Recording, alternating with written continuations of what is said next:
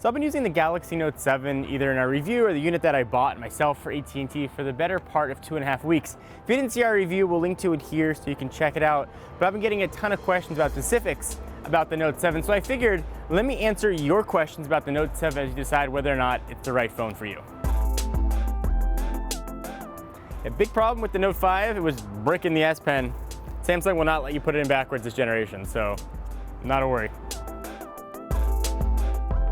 So pocketable is going to depend on your pants, but for me in just normal dude jeans, it's totally pocketable. I don't notice it as really being any bigger than any other phone I've used recently. As far as using it with one hand, no problem at all, but Samsung does have sort of one-handed modes in here to sort of move content over to the right side of the screen to make it a little bit easier for you. So yes to both counts.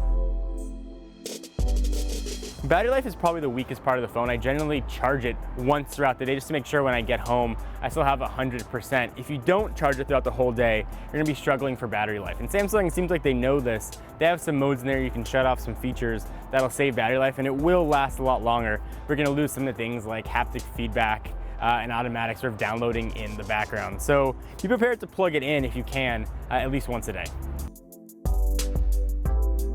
There are minor tweaks versus what's on the S7 and the S7 Edge. There's some changes in camera, some changes to the settings menu, but mostly it's exactly the same. I've been really hard on TouchWiz in the past, but I'm actually using it on my Note 7, which is a weird thing to say. Usually I throw the Google Now launcher on there right away, but I'm not minding it at all. I think the tweaks are actually relatively useful.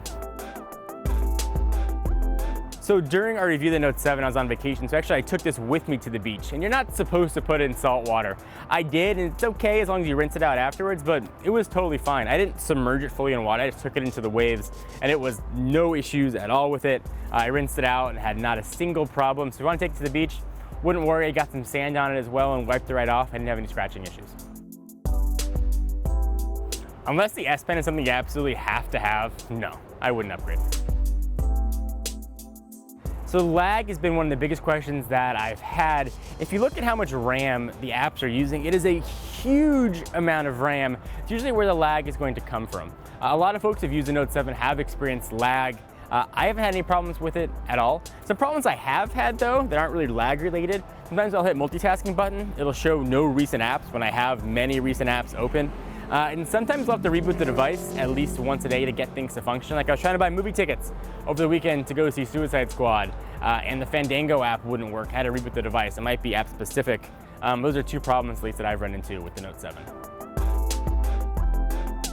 So this is probably the second most popular question I've had. The Note 7 is coated fully in Gorilla Glass 5. I've had sand on it and I've had no scratches on it at all, but I have two friends that have both cracked their screens. Our own Todd Hazelton bought a device. His cracked while in his pocket. And I'm not entirely sure how that happened, but while it was in his pocket, his phone cracked. I have another friend who bought a device who had a very mild drop, and that cracked the back. So I guess not the most durable phone despite being Gorilla Glass 5. Maybe that's why manufacturers are moving away from glass. So I think the advice would be, if you're worried about it, probably pick up a case. So a lot of questions about the Note 7. If you didn't watch the review, it boils down to this. I like the phone so much, I went and bought one, and I don't really buy that many phones. I've loved it. I've been using it as my daily driver. I'm really happy with how it's performing. Do I wish it was a little bit better? Yeah. Wish it had a little better battery life. Wish it had a little more RAM, judging on how hungry Android apps are.